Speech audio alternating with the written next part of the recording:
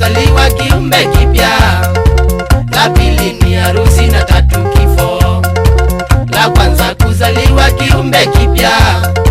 La pili ni harusi na tatu kifo.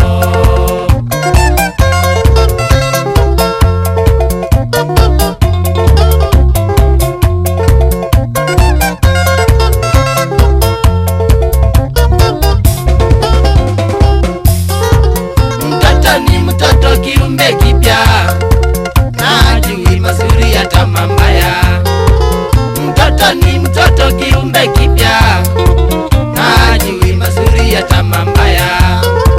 Taabu na mashida nyakati zote, jameni tusiwatenge mayatima. Taabu na mashida nyakati zote, jameni tusiwatenge mayatima.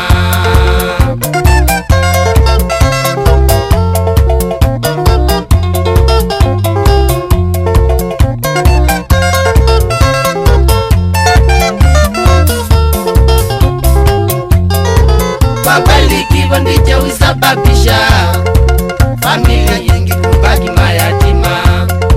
Kwa kweli kifo ndicho husababisha familia nyingi kubaki mayatima. Utamaduni, ajali na magonjwa zimechangia kubaki mayatima. Utamaduni, ajali na magonjwa zimechangia kubaki mayatima.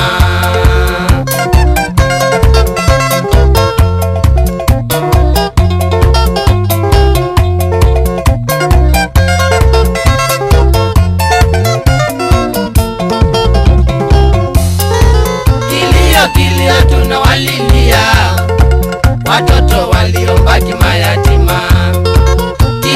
Kilio tunawalilia watoto waliobaki mayatima. Haki za mayatima hutoka wapi? Mola wetu zidi kuwa